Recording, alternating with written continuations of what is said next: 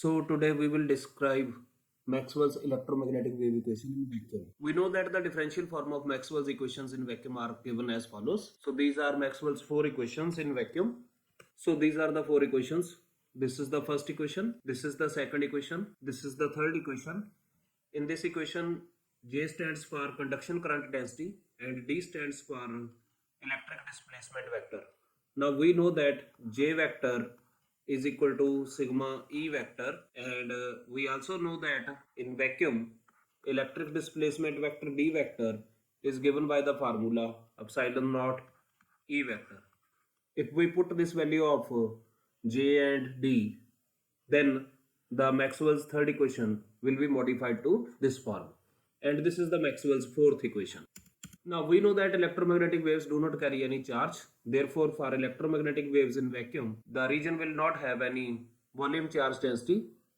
Moreover, the electrical conductivity of vacuum when it is filled with the electromagnetic waves will also be zero. So let us put these two values in the Maxwell's four equations in these equations, and by doing this right hand side it will become zero. Similarly, there will be no effect on this equation, but in this equation sigma will become equal to 0.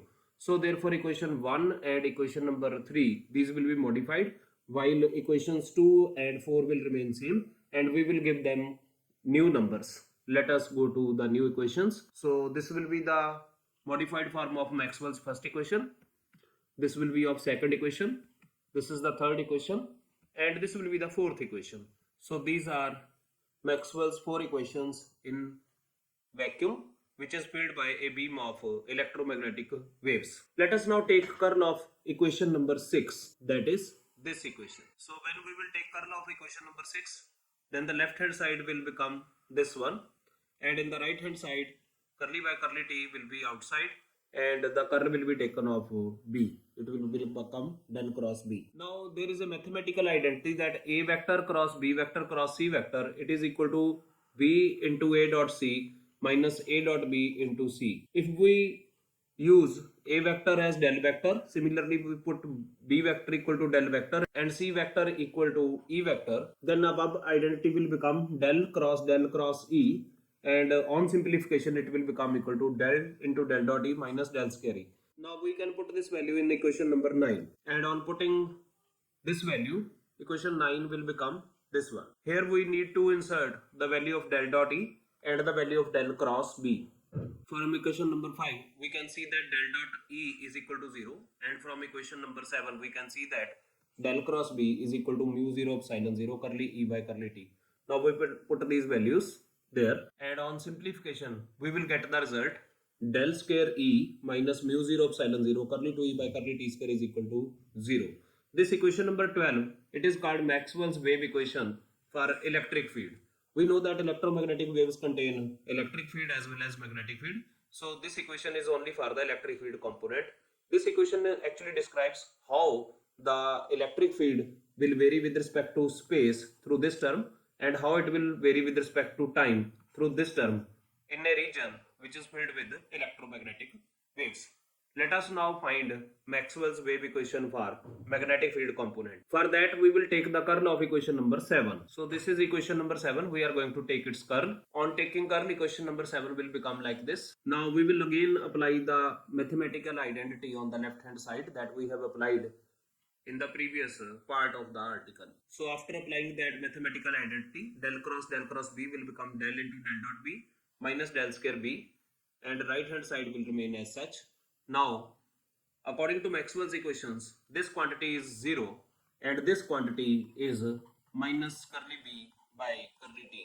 You can see these in equation number 6 and 8. So you can see here del dot B is 0 and del cross E is actually minus curly B by curly T. So we are using these equations there. So on simplification, we will get Maxwell's wave equation for magnetic field to be del square B minus mu 0 epsilon 0 curly to B by curly T square equal to 0. So this equation tells how magnetic field will vary with respect to space and time in a region of vacuum which is filled with the beam of electromagnetic waves. Now we have derived the wave equation for electric field as well as magnetic field. The previous was equation number 12. Let me show it to you. This was wave equation for electric field and this is wave equation for magnetic field.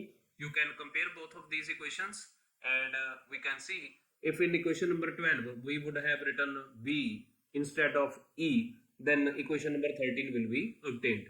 So we can make following two conclusions by comparing equation number 12 and 13. The first conclusion that we can draw from comparison of equation number 12 and 13 is that the variation of electric and magnetic field are similar in case of electromagnetic waves. So if electric field is varying periodically, then the magnetic field will also vary periodically. So this is the first conclusion that we can draw from equation number 12 and 13, because both of these equations are identical. Only difference is that E is replaced by B and vice versa. And the second conclusion that we can make is that the equation number 12 and 13 can be represented by a single equation. We can combine both of these equations, equation number 12 and 13, and write a single equation as follows: del square psi minus mu 0 epsilon 0 curly to psi by curly t square. Here we have used symbol psi, which will be meaning E or B. That is, either it can stand for electric field or it can stand for magnetic field. So this equation is therefore called Maxwell's electromagnetic wave equation, because psi represents electric field as well as magnetic field. So equation number 14 is called Maxwell's electromagnetic wave equation in vacuum. So we will stop here now. We will discuss the solution of Maxwell's electromagnetic wave equation in the next part of the lecture. Thank you.